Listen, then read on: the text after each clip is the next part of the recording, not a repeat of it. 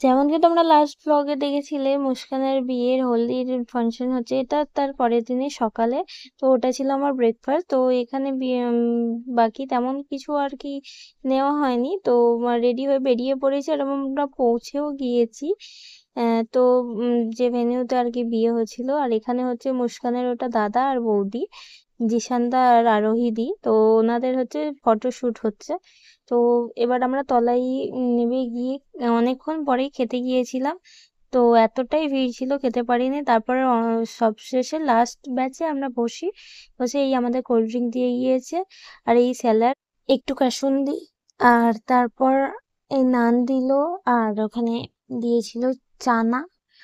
তো সেটা আমরা খেয়ে শেষ করে ফেলি, আর এখানে রাইস দিয়ে গেল।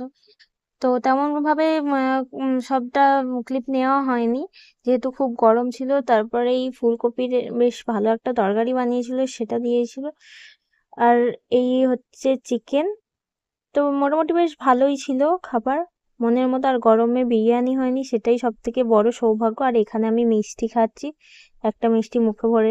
সবশেষে আইসক্রিম। বিয়ে বাড়ি থেকে থামস আপ চুরি করে নিয়ে পালা। আমরা কি করতে এসেছি? আমরা ওখানে প্রচুর গরম, তাই এখানে ঢুকে হাওয়া খেতে এসেছি। ফ্যান চলছে এখানে, আর এখানে যথেষ্ট হাওয়া রয়েছে, তাই জন্য আমরা বসে এখন এই করছি। এটা আমার ভাই, মানে আর কি আমার দাদা, আমার মায়ের ছোট মেয়ে।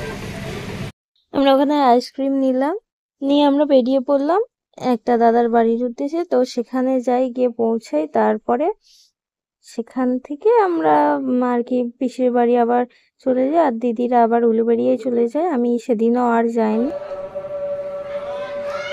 এটা মটর পনির, যেটা আমার খুব পছন্দের খাবার। এটা চিকেন কারি, এটা রসগোল্লা, খুব ভালো রসগোল্লাটা ছিল।